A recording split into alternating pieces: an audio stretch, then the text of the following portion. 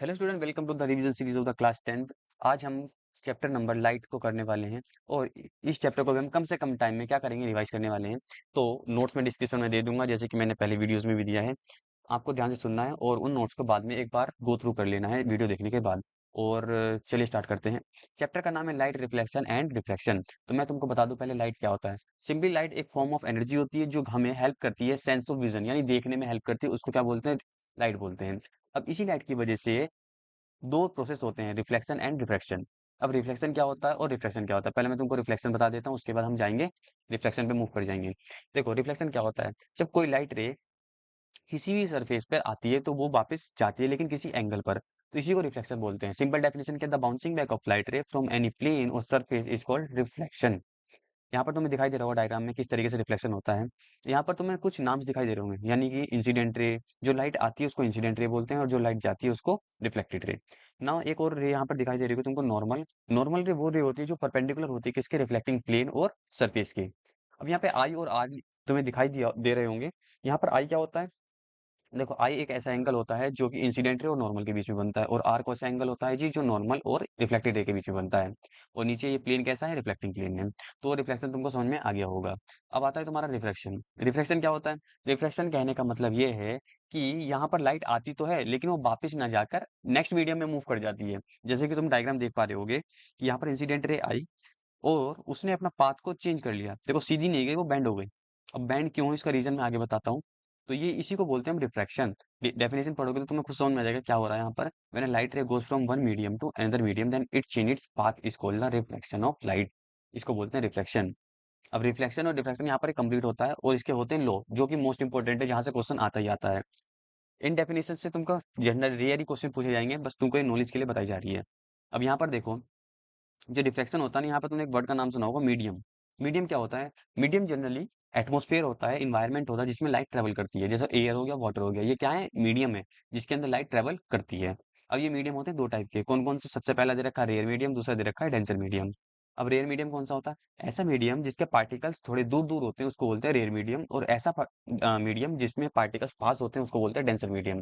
For example मैं तुमको example पूछता हूँ कि एयर और वाटर में से रेयर मीडियम कौन सा होगा। सिंपल सी बात है, वाटर के कंपैरिजन में एयर के जो पार्टिकल्स होते हैं वो दूर दूर होते हैं, तो इसलिए एयर क्या हो गया, रेयर मीडियम हो गया। सेकंड क्वेश्चन पूछता हूँ, वाटर और डायमंड के बीच में कौन सा रेयर मीडियम होगा और डेंसर मीडियम होगा। क्योंकि डायमंड हार्ड होता है, इसका पार्टिकल बहुत पास होंगे, इसी वजह से वो डेंसर मीडियम हो गया। और वाटर के मॉलिक्यूल सॉरी पार्टिकल्स थोड़े दूर होते हैं as compare to the diamond, तो उसको बोलते हैं रेयर मीडियम। वो डिपेंड करता है किससे कंपैरिजन हो रहा है। तो रेयर मीडियम और डेंसर मीडियम आई थिंक तुमको क्लियर होगा। अब यहाँ पे समझो कि जब कोई लाइट रे रेयर मीडियम से डेंसर में जाती है तो वो नॉर्मल के पास आ जाती है, यानी नॉर्मल जो रे है उसके पास बेंड हो जाती है।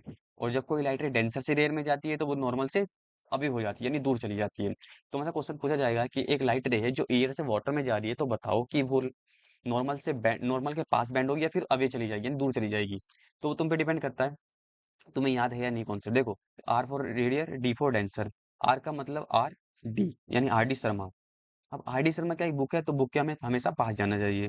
सेकंड वाले में क्या बोल रहा है, डी आर डॉक्टर, डॉक्टर से हमेशा दूर जाना चाहिए। तो इस तरीके तुम याद कर सकते हो, रेयर से डेंसर यानी आर डी, और डेंसर से रेयर यानी डॉक्टर। अब यहाँ पर कुछ डेफिनेशन लिखी हुई है, incident ray, reflected ray, normal रे, ये क्या होती है पढ़ोगे तुम्हें खुद समझ में आ जाएगा। The light ray which fall on the reflecting plane, जो लाइट गिरती है यानी जो सरफेस पे आती है उसको बोलते हैं इंसिडेंट रे। रिफ्लेक्टेड रे कौन सी होती है, जो कि फॉल होने के बाद वापस जाती है, उसको रिफ्लेक्टेड रे बोलते हैं। नॉर्मल कौन सी होती है, वो रे जो कि परपेंडिकुलर होती है प्लेन के, तुम्हें दिखाई दे रही होगी, ये क्या नॉर्मल रे हो गई। इंसिडेंट एंगल, ऐसा एंगल जो इंसिडेंट रे और नॉर्मल के बीच में बनता है। और रिफ्लेक्टेड एंगल जो नॉर्मल रे एंड रिफ्लेक्टेड रे के बीच में बनता है। ये हो गया हमारा इंसिडेंट एंगल और रिफ्लेक्टेड एंगल। इसको इंसिडेंस एंगल ऑफ इंसिडेंस और एंगल ऑफ रिफ्लेक्शन भी बोला जाता है। अब यहाँ पर आता है एक रिफ्रैक्टेड एंगल, तो सिंपल सी बात है, रिफ्रैक्टेड रे के बीच में जो एंगल बनेगा और नॉर्मल के बीच में उसको बोलते हैं रिफ्रैक्टेड एंगल। ठीक है। अब रिफ्रैक्टेड रे कौन सी होती है, द रे which change its path after the reflection is called refracted रे। ये डेफिनेशन सिंपल सी है, पूछने नहीं जाती है। जो पूछने वाली चीज है वो यहाँ पर लिखी हुई है, laws of reflection and laws of refraction. दोनों का पहला लॉ एकदम सेम है, कंपैरिजन के इसमें पीपीटी इस तरीके से बनाई कि तुम्हें इजी पड़ जाए। Incident ray, normal ray and reflected ray are lie on the same plane. And यहाँ पर देखोगे incident ray, normal ray and reflected ray are lie on the same plane, दोनों का पहला लॉ सेम है। दूसरा लॉ थोड़ा चेंज है। Incident angle and reflected angle are always equal. देखो यहाँ पर क्या बोल रहा है, जो इंसिडेंट एंगल है और रिफ्लेक्टेड एंगल है वो हमेशा इक्वल रहेंगे। ये लॉ ऑफ रिफ्लेक्शन का सेकंड लॉ है। लॉ ऑफ रिफ्लेक्शन का जो दूसरा, सबसे पहली बात, अब देखो जो रिफ्लेक्शन होता है उसका दूसरा लॉ का नाम होता है स्नेल्स लॉ। तुमसे पूछेंगे डिफाइन स्नेल्स लॉ, तो स्नेल्स लॉ क्या होता है, the ratio of sine i and sine r is always constant. इसको बस स्नेल्स लो, या तो तुम स्टेटमेंट लिखे हो the ratio of sine i and sine r are always constant, then उसका ये फॉर्मूला लिख के आ जाओ, तो तुम्हें पूरे नंबर मिल जाएंगे। तो तुम्हें क्या याद करना है यहाँ पर, सबसे पहली बात, तुमको पता होना चाहिए रेयर डेंसर मीडियम से रेयर में जा रही है या फिर रेयर से डेंसर में। यहाँ से क्वेश्चन बनेगा, और ये क्वेश्चन बनेगा तुम्हारा लॉ ऑफ रिफ्लेक्शन और लॉ ऑफ रिफ्लेक्शन से। ये मोस्ट इंपोर्टेंट पार्ट है तुम्हारा। और तुम्हें डायग्राम ध्यान से देखना है, डायग्राम कैसे बनता है रिफ्लेक्शन का और रिफ्लेक्शन का। तो ये हमारे यहाँ पर खत्म होता है हमारा रिफ्लेक्शन एंड रिफ्रैक्शन। अब आते हैं हम कुछ स्पेरिकल मिरर्स पे। देखो स्पेरिकल मिरर्स कितने टाइप के होते हैं और यहाँ पर ये क्या क्या लिखा हुआ है वो तुमको पता होना चाहिए, जिससे कि तुम्हें रे डायग्राम बनाने में हेल्प हो जाए, क्योंकि without this you can not make any रे डायग्राम। ठीक है, तो चलिए देखते हैं स्पेरिकल मिरर्स में कुछ यहाँ पर टर्म्स लिखी हुई हैं, जैसे अपैरेटस हो गया, सॉरी अपर्चर हो गया, principal axis, centre of curvature, focus, pole. ये सब क्या होता है मैं उसको एक्सप्लेन करता हूँ। देखो प्रिंसिपल एक्सिस क्या होती है, प्रिंसिपल एक्सिस कहने का मतलब ये लाइन तुमको दिखाई दे रही होगी, ये इसको बोलते हैं प्रिंसिपल एक्सिस। डेफिनेशन क्या है, the line which join the centre of curvature and पोल।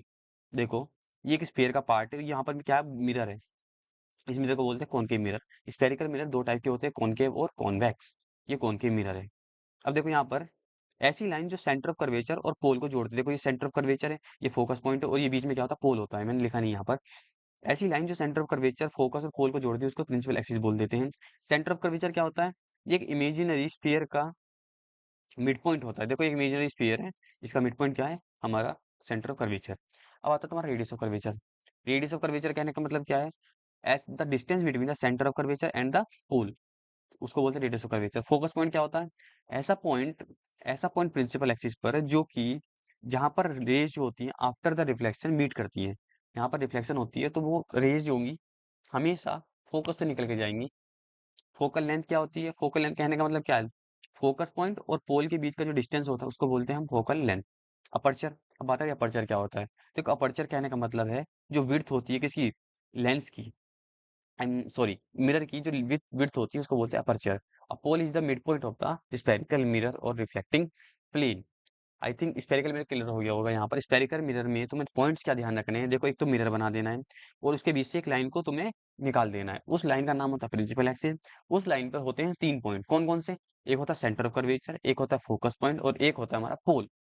तो इन तीनों पॉइंट को ज्वाइन करने वाली लाइन को प्रिंसिपल एक्सिस बोलते हैं। सेंटर ऑफ कर्वेचर एक मिड पॉइंट होता है एक इमेजिनरी स्फीयर का। फोकस क्या होता है, एक ऐसा पॉइंट कहाँ पर प्रेजेंट है ये फोकस पॉइंट, प्रिंसिपल एक्सिस पे, जहां पर parallel rays after the reflection meet करती हैं सारी की सारी। फोकल लेंथ क्या होता है, फोकल लेंथ कहने का मतलब है the distance between the pole and the focus point. और रेडियस ऑफ कर्वेचर क्या होगा, सी से लेकर पी के बीच में जितना भी ये डिस्टेंस होगा उसको हम रेडियस ऑफ कर्वेचर बोलते हैं। डेफिनेशन पीछे लिख दी। अब यहाँ पर देखो टाइप्स ऑफ मिरर कौन कौन से, एक कॉनकेव मिरर होगा, दूसरा क्या होगा कॉन्वेक्स मिरर। कॉनकेव मिरर ऐसा मिरर होता है जिसमें पॉलिशिंग जो होती है आउटसाइड होती है और रिफ्लेक्शन अंदर से होती है। और कॉन्वेक्स मिरर कैसा होता है, जिसमें पॉलिश तो इनसाइड होती है और रिफ्लेक्शन आउटसाइड होती है। ये हमेशा रियल इन्वर्टेड इमेज बनाता है और ये हमेशा वर्चुअल एंड इरेक्ट इमेज बनाता है। अब ये क्या कॉन्सेप्ट है भाई वर्चुअल इरेक्ट का, वो मैं तुमको आगे बताता हूँ। ध्यान रखना इमेज दो टाइप की बनती है, एक रियल बनती है जो कि उल्टी होती है, एक होती है वर्चुअल जो हमेशा सीधी बनती है। ठीक है, तो यहाँ पर तुमको एक क्लियर हो गया होगा। अब बात आती है साइन कन्वेंशन। देखो न्यूमेरिकल सॉल्व करने के लिए तुमको साइन कन्वेंशन आना चाहिए, इस चैप्टर से न्यूमेरिकल 100% आता है। अब देखते हैं, देखो साइन कन्वेंशन में क्या है, साइन कन्वेंशन में तुमको ध्यान क्या रखना है, अगर क्वेश्चन में तुमको कॉनकेव मिरर गिवन है या फिर कॉनकेव लेंस गिवन है, हमेशा देखो यू तो ऑलवेज नेगेटिव रहने वाला है। यू कोई सा भी मिरर हो, कोई सा भी लेंस हो, कॉनकेव कॉन्वेक्स मिरर हो या फिर लेंस हो, उसमें यू हमेशा नेगेटिव रहेगा। वी और एफ कब कब नेगेटिव रहने वाले हैं, वी और एफ कॉनकेव मिरर और कॉनकेव लेंस में हमेशा नेगेटिव रहेंगे। यानी तुमने देखा कि कॉनकेव लेंस दिया हुआ है तो तुम समझ जाना कि सारी जितने भी टर्म्स हैं हमारे पास यू वी और एफ, ये सब क्या होने वाली है, नेगेटिव।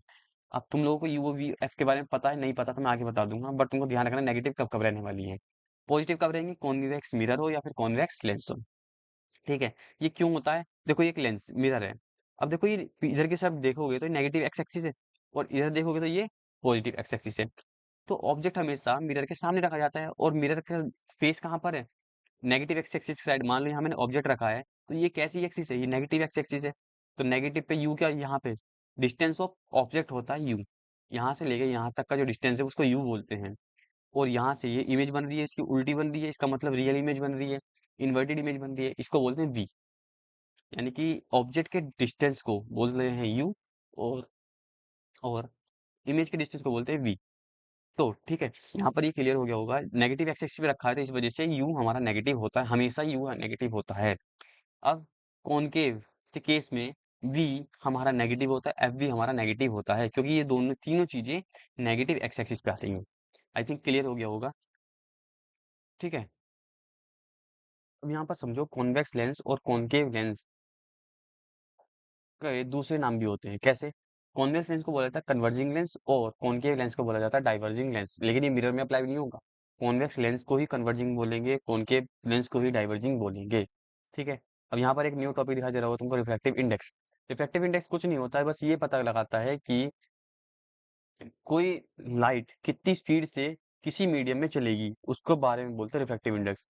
अगर रिफ्रैक्टिव इंडेक्स ज्यादा है तो इसका मतलब जो लाइट की स्पीड है उस मीडियम में कम होगी as compare to the speed of light. Speed of light क्या होती है? C is the speed of light in the air. Air यानी 3 × 10⁸ लाइट की स्पीड होती है जो कि एयर में ट्रेवल करते टाइम उसकी होती है। ठीक है, अब किसी मीडियम में निकालनी है, जब पानी में निकालनी है, डायमंड में निकालनी है, तो उसके लिए हम क्या करते हैं, ये फॉर्मूले की हेल्प से वी निकाल लेते हैं। यानी कि speed of light in any medium, n is the refractive index, c is the speed of light in vacuum और air, and v is the speed of light in any medium. ठीक है, और यहाँ पर n1 2 कहने का मतलब जब तुम्हें दो रिफ्रैक्टिव इंडेक्स दे रखे हो और बोला हो रिलेटिव रिफ्रैक्टिव इंडेक्स निकाल के दिखा दो, तो एब्सोल्यूट रिफ्रैक्टिव इंडेक्स निकाल के दिखा दो, तो ये फॉर्मूला अप्लाई होता है। जब तुम न्यूमेरिकल करोगे तो तुम्हें पता चल जाएगा। ठीक है, अब ये फिलहाल तुमको बता रहा हूँ सिर्फ कॉन्सेप्ट, डेफिनेशन वगैरह। न्यूमेरिकल्स हम करेंगे नेक्स्ट वीडियो में। अब यहाँ पर देखो मैंने सारे कॉन्सेप्ट लिखे हुए हैं। क्या कॉन्सेप्ट है? यू को क्या बोलते हैं? Distance of object from the lens और मिरर। वी को क्या बोलते हैं? Distance of image. F is the focal length. M is the magnification. H I height of image. H O height of object. C is the centre of curvature. R is the radius of curvature. P for pole and N is the refractive index. Important concept यहाँ पर क्या लिखा हुआ है ध्यान रखना है। Important concept में तुम्हारे लिए, अगर एम की वैल्यू, ये न्यूमेरिकल में यूज होगा तुम्हारा, एम की वैल्यू 1 है तो समझ जाना कि height of image height of object के इक्वल है, distance of image is equal to distance of object है। एम की वैल्यू पॉजिटिव आ रही है तो इमेज रियल है, एम की वैल्यू नेगेटिव आ रही है तो इमेज वर्चुअल है। ठीक है, और एम की वैल्यू ग्रेटर देन 1 है तो इमेज बड़ी है, इन लार्ज है, और छोटी आ रही तो डिमिनिश्ड है। यानी कि बड़ी इमेज बनेगी, छोटी इमेज बनेगी। अब आते हैं हमारे पास जो टॉपिक बचता है वो है हमारा image formation by concave mirror, convex mirror, and image formation by convex lens and the concave lens. उसके बाद फॉर्मुलेज हैं जो कि तुम्हें मिल जाएंगे। अब यहाँ पर देखो, image formation by concave mirror. देखो, सबसे पहले मैं कुछ कॉन्सेप्ट बता रहा हूँ, उसके बाद तुम्हें ये इमेज फॉर्मेशन समझ में आ जाएगी। देखो मान लो यहाँ पर कोई कॉनकेव क्या है, ये मिरर रखा हुआ है, तो कोई लाइट रे प्रिंसिपल एक्सिस से पैरेलल जा रही है तो वो हमेशा फोकस से निकल के जाएगी डिफ्लेक्शन के बाद। ठीक है, ये हो गया। अगर कोई लाइट रे, ये फोकस पॉइंट हो गया, ये एफ हो गया, यानी ये सी हो गया। ठीक है, कोई लाइट रे अगर सी से निकल के जा रही है तो वो हमेशा सी से ही आएगी और सी के पास ही वापस हो जाएगी। ठीक, ये समझ में आ गया होगा। अब यहाँ पर समझो, अब कोई लाइट रे किसी एंगल पे यहाँ पे आ रही है तो वो उसी एंगल पर दोनों बराबर एंगल हो जाएंगे और वापस चली जाएगी। ठीक है, ये तो हमारे कुछ इंपॉर्टेंट पॉइंट्स हैं इसके रे डायग्राम के।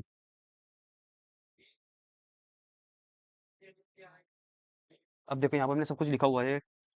जब पहले केस में क्या दिया हुआ, जब ऑब्जेक्ट इन्फिनिटी पर रखा हुआ है, जब ऑब्जेक्ट इन्फिनिटी पर रखा हुआ है तो पोजिशन ऑफ इमेज, इमेज कहाँ बन रही है? फोकस पॉइंट पे बन रही है। यानी जब ऑब्जेक्ट इमेज इन्फिनिटी पर है तो इमेज कहाँ बन रही है? हमारी फोकस पॉइंट पे बन रही है। साइज क्या है इमेज का?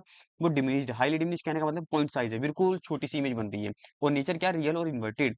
ध्यान रखना, कॉनकेव मिरर हमेशा रियल और इन्वर्टेड इमेज बनाता है। बस एक केस होता है जब वो वर्चुअल इमेज का फॉर्मेशन करता है, और यहीं से ही तुम्हारा क्वेश्चन आ जाता है। क्या क्वेश्चन आता है कि बताओ कि कॉनकेव मिरर कब वर्चुअल और इरेक्ट इमेज बनाता है? तो तुम्हें याद रखना है कि जब ऑब्जेक्ट हमारा पी और एफ के बीच में रखा होता है, यानी पी और एफ कहने का मतलब क्या है, यहाँ पर तुम्हें दिखाई दे रहा होगा ये थर्ड वाले लास्ट वाले केस में, ये एफ है ये पी है, इसके बीच में ऑब्जेक्ट को कहीं भी रख दो तो इमेज हमारे से कैसे बनती है, वर्चुअल और डायरेक्ट बनती है। और कहाँ बनती है, बिहाइंड द मिरर, मिरर के पीछे बनाई जाती है। ठीक है, यहाँ पर समझो जो टू लेंस के केस में जो टू एफ वन होता है वो बन जाता है हमारा सी, मतलब जो सी होता है वो टू एफ वन बन जाता है। और हमारा एफ क्या बन जाता है, एफ वन, और राइट हैंड साइड में एफ टू, क्योंकि इमेज हमारी क्या बनती है, इसमें रिफ्लेक्शन होता है, मिरर के केस में होता है रिफ्लेक्शन, तो इस वजह से एक ही साइड बन रहा था इमेज, यानी कि जितना प्रोसेस वो एक साइड हो रहा था, बट इसमें क्या होता है दोनों साइड का हमारा लेफ्ट हैंड साइड और R H S side involve होती है। तो यहाँ पर एफ वन की राइट साइड में बनता है एफ टू, और टू एफ वन बन जाता है टू एफ टू। जब ऑब्जेक्ट इन्फिनिटी पे रखा होता है इमेज कहाँ बन रही थी भाई, यहीं पे तो बन रही है, F2 पर। अब एक स्टेप आगे आ जाएगी तो इमेज कहाँ पहुंच जाएगी, एक स्टेप आगे, यहाँ पर सेम चीज हो रही है, बस वो एक स्टेप आगे बढ़ रहा है तो इमेज भी एक स्टेप पीछे जा रही है। और ये जो फॉर्मूले लिखे हुए हैं मैं इसको आपको न्यूमेरिकल जब करवाऊंगा तो तब रिवाइज करवाऊंगा, आप पढ़ सकते हैं, पीपीटी आपको डिस्क्रिप्शन में मिल जाएगा, लिंक डाउनलोड कर सकते हैं। ठीक है, चलिए मिलते हैं नेक्स्ट वीडियो में।